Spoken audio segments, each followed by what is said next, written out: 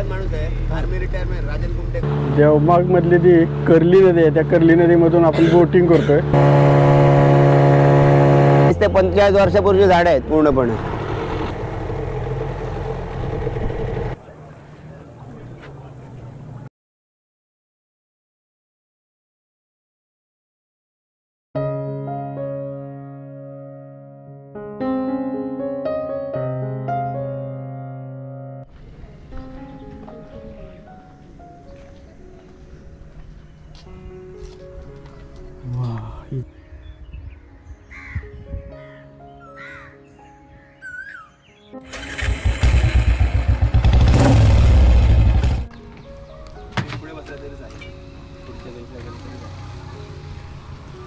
इथलाच माणूस आहे, आर्मी रिटायरमेंट राजन कुमटेकर म्हणून. बर. एका बोट मध्ये 2 रूम असतात आणि एका रूमचं भाडे 15,000 रुपये भाडं आहे.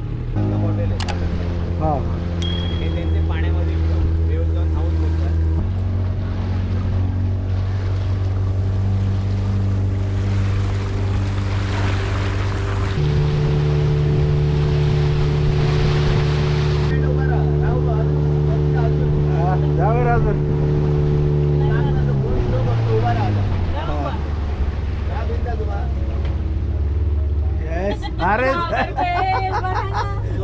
हात वर कर असे.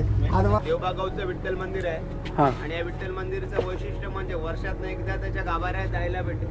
जेव्हा आषाढी एकादशी असते तेव्हाच. त्याच्या राईट साईडला अरबी समुद्र आहे, डाव्या साईडला ही कर्ली रिव्हर. यांचा जॉईनिंग पुढे झालं, आपण आता जातो बरोबर बरोबर. हां, संगमचे.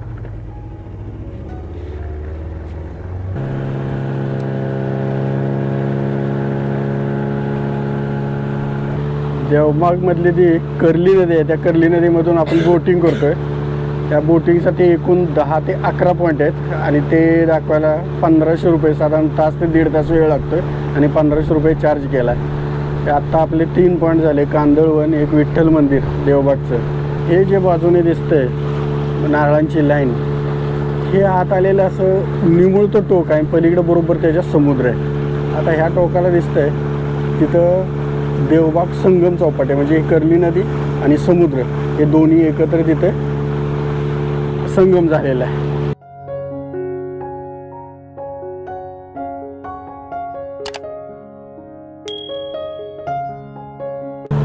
हे मोरेश्वर आयलंड म्हणला ना तुम्ही? मोरेश्वर आयलंड आहे. हा. आणि डाव्या साईडला जी नारळाची झाडं दिसतात बघा, हा, इथं मिनी केरला म्हणतात, कारण ब्राह्मण लोक जागा आहेत आणि पूर्ण केरला सारखं भाग दिसतोय. Okay okay. जवळून जाणार आहोत तेव्हा तुम्ही शूटिंग वगैरे व्यवस्थित काढायचं. त्या बाजूने जाणार आहे का? तिकडे येणार आहोत. Yes yes, okay. राईट साईडला जे हॉटेल आहे, हे हॉटेलला रिव्हर कॉस्ट नाव दिले आहे. रिव्हर कॉस्ट कारण रिव्हरच्या साईडला उभं केलं म्हणून त्या हॉटेलला रिव्हर कॉस्ट नाव दिलं गेलं आहे. 7,000 रुपयापासून रूम रेट त्यांचा चालू झाला आहे. मोबारेश्वर मंदिर म्हणतात, मोबारेश्वर शंकर महादेवाचं.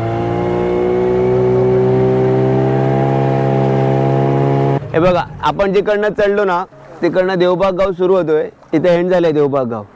आपण जे आलो ती कर्ली नदी आहे आणि बाहेर दिसतो अरबी समुद्र. समुद्राचं पाणी आतमध्ये शिरल्यामुळे कर्ली नदीला कर्ली खाडी म्हणतात. या नदीला 4 महिने पाणी गोडं राहतं आणि बाकीचे 8 महिने पाणी खारट राहतं. मालवण ते देवबाग 14 किलोमीटरचा एकच बीच. तुम्ही इकडनं जरी चालत गेला तरी मालवणला पोहोचू शकता बीचवरनं. फक्त गावानुसार बीचेसनं नावं वेगवेगळी दिलेली आहेत. देवबाग, तारकर्ली, दांडी, चिवला बीच. बीच एकच आहे किल्ल्यापर्यंत. आपल्या डाव्या साईडला जो बीच आहे त्याला भोगवे बीच म्हणतात. भोगवे भोगवे म्हणजे इकडनं वेंगुर्ला तालुका सुरू झाला आणि या भोगवे बीच आपल्या भारतामध्ये 7वा नंबर लागतो स्वच्छ बीचेस म्हणून. तुम्ही गुगलवरती सर्च करून बघू शकता. हा बरोबर सर, 14 किलोमीटरचा बीच आहे.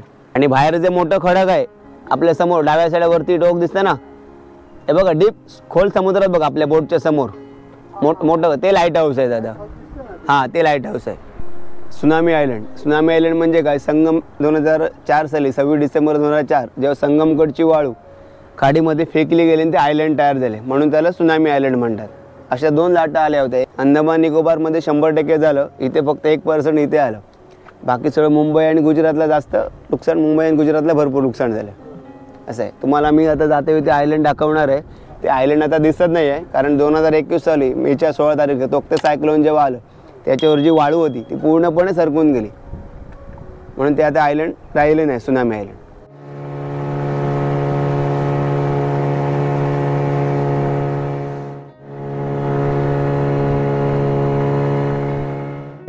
दिसले का मॅडम?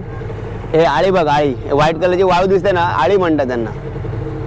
तुम्ही आता तिथे उतरलात आणि म्हणजे फोटो काढण्यासाठी गेला तर पूर्ण वाळू खाली आहे, त्याने डबल काम होतं सर आळी बनवण्यासाठी. तुम्ही काउंट पण करू शकत नाही एवढे झाडे आहेत. हे मोरेश्वर आयलंड. तुम्हाला ब्रेकफास्ट वगैरे करायचं असेल बोटमध्ये राहून ब्रेकफास्ट करू शकता. बोटमध्ये बसून एक वेगळा आनंद.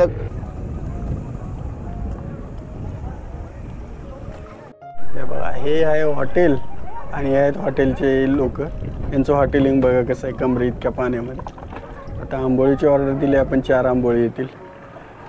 हे सगळे हॉटेल आहेत अशी. पाणी जर खाली असतं तर उतरलो असतो, मजा आली असते. त्यात का मासे छोटे छोटे किती आहे.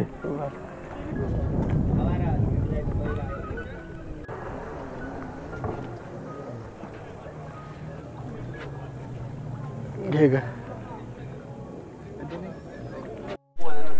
तर ही आंबोळी आली आहे. आंबोळीला चार्जेस आहे 50 रुपये पर प्लेट. हे खाण्याचं ठिकाण अतिशय इंटरेस्टिंग आहे.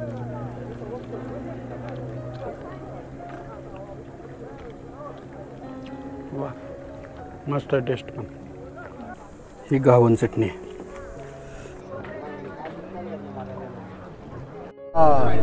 अच्छा, हेच दिसतंय का चित्रामध्ये ते? बरोबर बरोबर. मोरेश्वर आयलंड खडक आलाय वर बघा. ते गेलं पाठीमागं आपण नाश्ता केलेला.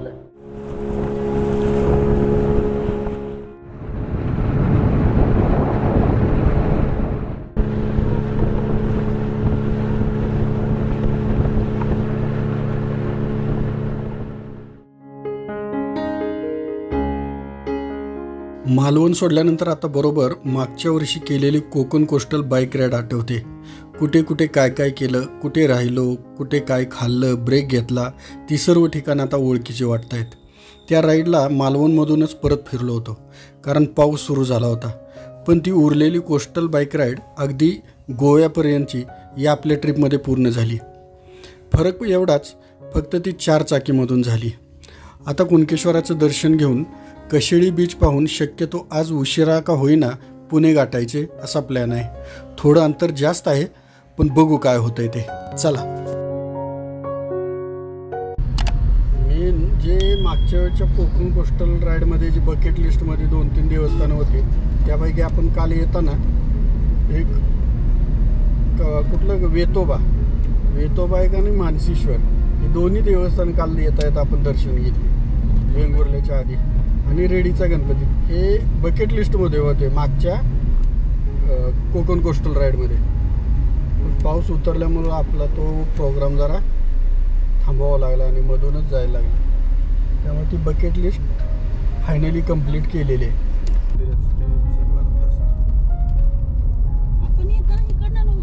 तिकडून आलो तुम्ही मागून.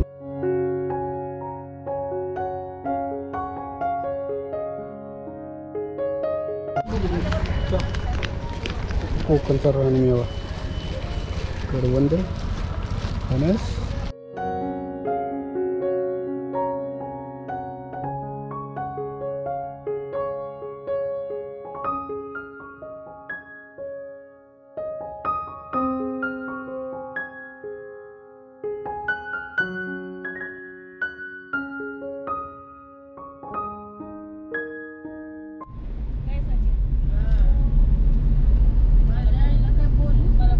हापूस आंब्याच्या बाग आहेत या आजूबाजून दोन्ही बाजूनी.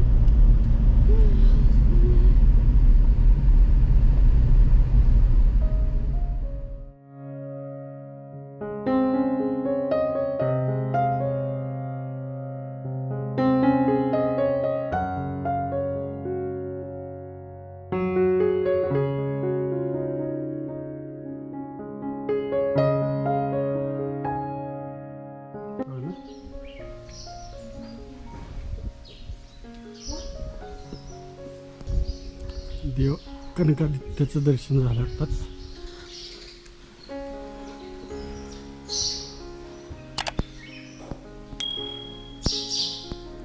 अतिशय सुंदर मंदिर आहे. फोटोग्राफी अलाउड नाही, त्याच्यामुळे आता आपण करणार नाही.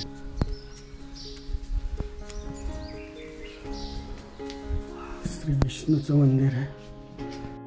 मागच्या वर्षी आम्ही आलो होतो तेव्हा इथं पार्किंग वगैरे काय नव्हतं, पण बऱ्यापैकी आता रस्ता प्लेन इथं करून घेतला आहे. आपण देवगडी बीचला आलो आहे. इथं पार्किंगसाठी सुद्धा स्पेस बनवली आहे अशी. इथं आता गाडी पार्क केली, पार्किंगला 20 रुपये आहेत आणि त्या तिथून आता देवगडी बीचला खाली उतरण्याचा मार्ग आहे. आणि हा पॉईंट आहे सनसेट पॉईंट. त्या तिथून पायऱ्या आहेत, पायऱ्यावरून खाली उतरून जायचं आहे.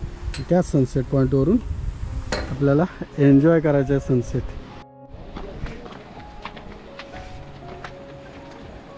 कसं आहे? आणि ती देवगडी, तिथं मूर्ती सापडली त्या गळीमध्ये. आपण दर्शन घेऊन आलो ती. हां, समोर दिसते ना. आता खाली दिसलं गेल्यावर क्लिअर दिसेल. पाणी कमी, आपण आलो होतो तो जास्त होतं पाणी. त्या गळीत जाता येत नव्हतं आहे ना.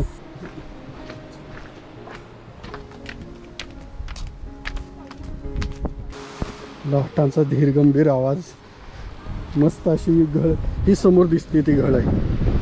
त्या गळीवरून देवगडी बीच असे बीचचं नाव पडलं आहे.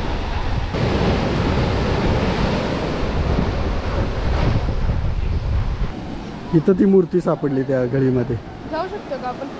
पहिले जात होते, आता ते कट केलं वाटतं, जाऊ नये कोणी म्हणून सूचना लावली वाटतं काहीतरी आता.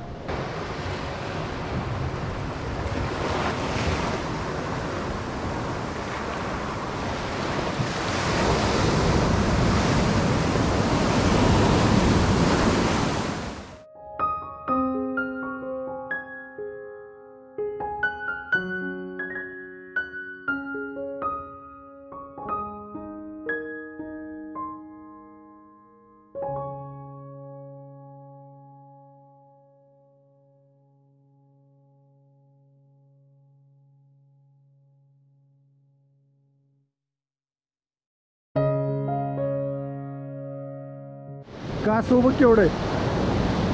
बघ केवढं मोठं कासव येऊन इथं कासामध्ये अडकलंय मला वाटतं ह्याच्यामध्ये दगडामध्ये. बापरे केवढं मोठं आहे. 2 फूट अडवून 2 फूट उभं असं एवढं मोठं आहे.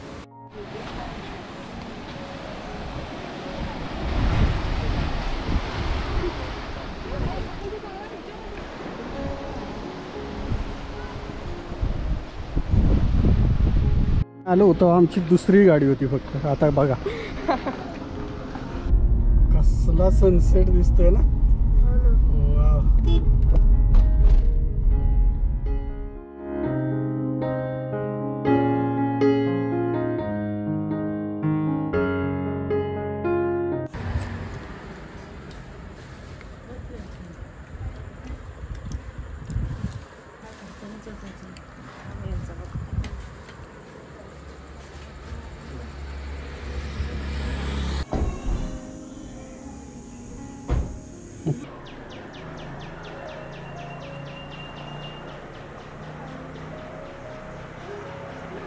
हे समोर बघताय ते स्वामी स्वरूपानंद सेवा मंडळाचं भक्त निवास आहे, धर्मशाळा.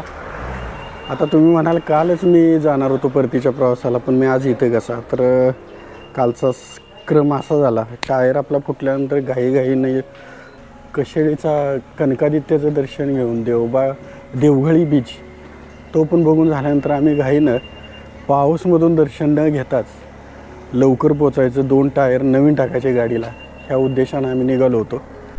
पावच्या इथनं घाई गडबडीत दर्शन घेताच पुढे गेलो आणि बरोबर पावेच्या इथून रत्नागिरीकडे रस्ता जायच्या ऐवजी बरोबर दुसऱ्या रस्त्याला लागलो. 5-6 किलोमीटर पुढे रस्ता चुकून गेलो. विचारल्यानंतर छोटा रस्ता लागल्यामुळे माझ्या लक्षात आलं की काहीतरी गडबड आहे आणि रस्ता चुकला आहे. विचारल्यानंतर कळलं की पावच्या इथूनच मी रॉंग रस्ता घेतला आहे आणि पुढे गेलो आहे. 5-6 किलोमीटर नंतर U-टर्न घेऊन परत आलो. पण माझ्या लक्षात आलं की जे सगळे क्रम झाले किंवा मी दर्शन चुकून गेलो होतो ती चूक होती माझी. मग येतानाच म्हणलं पहिलं दर्शन घ्यायचं, नंतर पुढचं बघू. बरोबर मंदिरात आलो, पोचलो आणि आरती सुरू झाली. आरती घेतली, प्रसाद घेतला आणि मग 7:40 आरती असते. आरती घेतली आरतीनंतर मग जाण्यात आता पॉईंट नाही. 8 वाजले होते रात्रीचे. रत्नागिरीमध्ये टायरचं दुकानसुद्धा मिळेल की नाही ही शंका होती, त्याच्यामुळं इथं राहायला आलो. रात्रीचा मुक्काम इथे केला. सकाळी उठून चहा नाश्ता झाला. आत्ता आंघोळ वगैरे करून फ्रेश झालो आहे. हे पूर्ण निःशुल्क सेवा आहे स्वामी स्वरूपानंद सेवा मंडळाची. आता जाताना फक्त जे काय आपल्याला वाटेल ते नाममात्र देणगी द्यायची, तिथे पावती घ्यायची.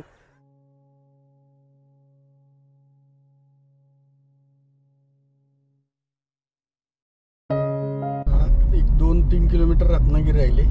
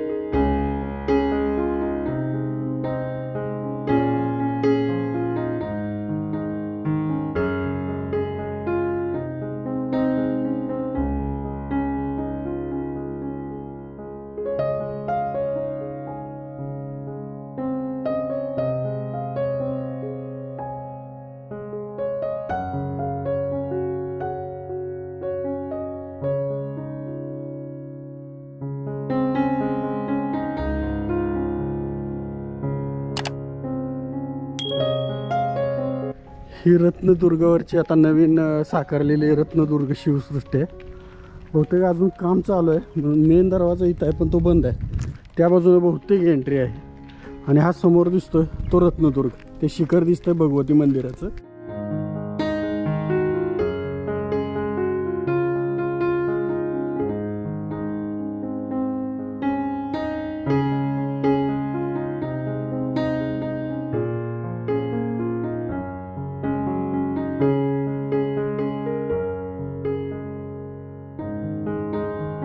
अजून अपूर्ण आहे, त्यामुळे सर्वांसाठी अजून खुली झालेली नाही बहुतेक.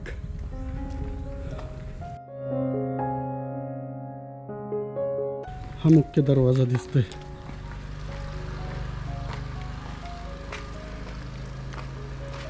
ओपन का नाही झालेलं अजून. तिथं तर लिहिलंय 5 ते 12 वर्षापर्यंत.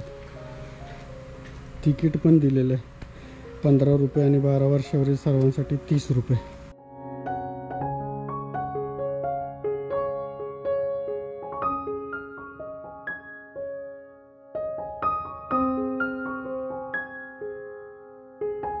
हा पद्मदुर्ग आहे. लिहिलेलं आहे प्रत्येक ठिकाणी.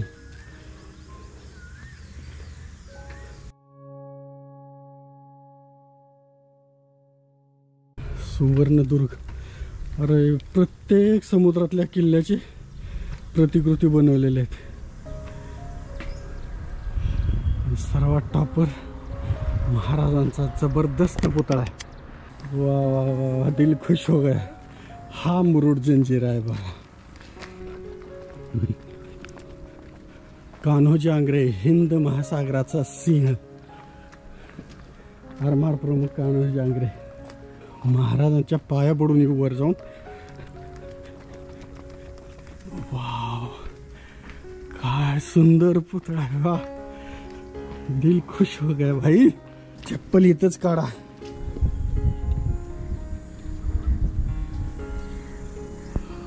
वा वा वा, छत्रपती शिवाजी महाराज की जय. पाय वडा झाला.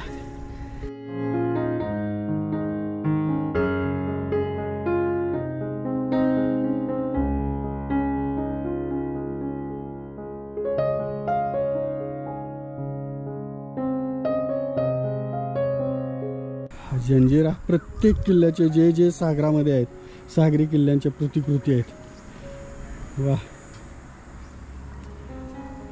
आणि बरोबर रत्नदुर्गाच्या इथं पायथ्याला, मध्यावर म्हणता येईल, पायथ्याला सुद्धा नाही. आणि पाठीमागं पसरलेला अथांग समुद्र.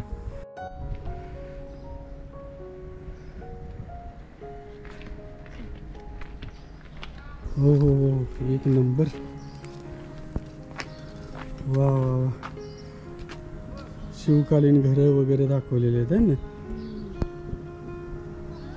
तिथून असं खाली यायला पाहिजे होतं. हा, इथूनच खाली नाही पण अजून काम झालेलं नाही का ते, हो इथून खाली अर्धवट काम. वा, ही जहाजाची प्रतिकृती कसली खतरनाक दिसते.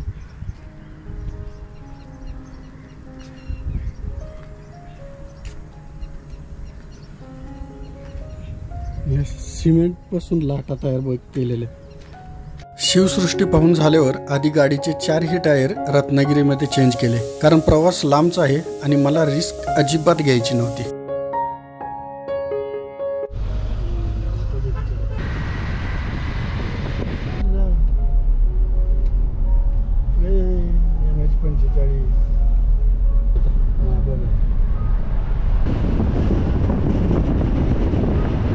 अंदाज होताच त्याप्रमाणे रविवारची तुफान गर्दी बघा. किती वाजलेत? 1:33. 1:30च्या रखरखीत उन्हात इतकी गर्दी आहे गणपतीपुळ्याला. जत्रा भरल्यासारखं पब्लिक आहे.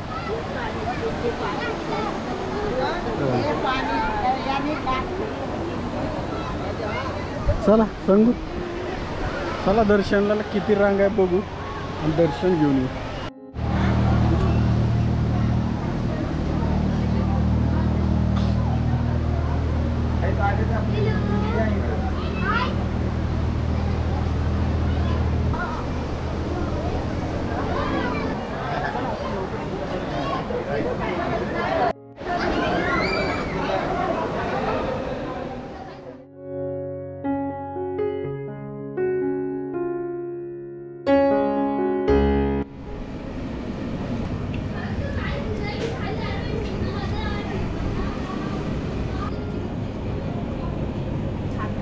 गणपतीपुळ्यावरून आपण जयगडच्या रोडला चाललो आहे, जय विनायक मंदिर बघायला.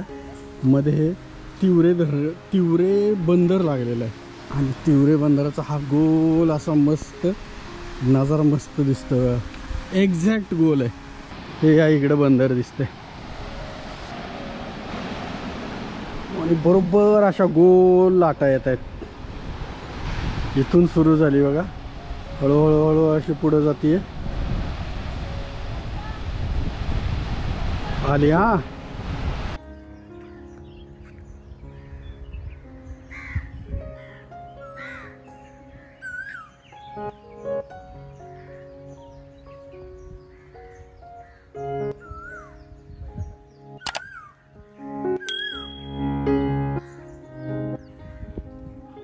हा आपल्या ट्रिपचा शेवटचा पॉईंट, जय विनायक मंदिर जयगड. आणि इथूनच आता आपण पुण्याला निघणार आहोत.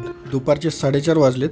इथंपर्यंत व्हिडिओ पाहिला असेल तर नक्की लाईक करा, छानशी कमेंट करा आणि आपला चॅनेल सबस्क्राईब करा. धन्यवाद.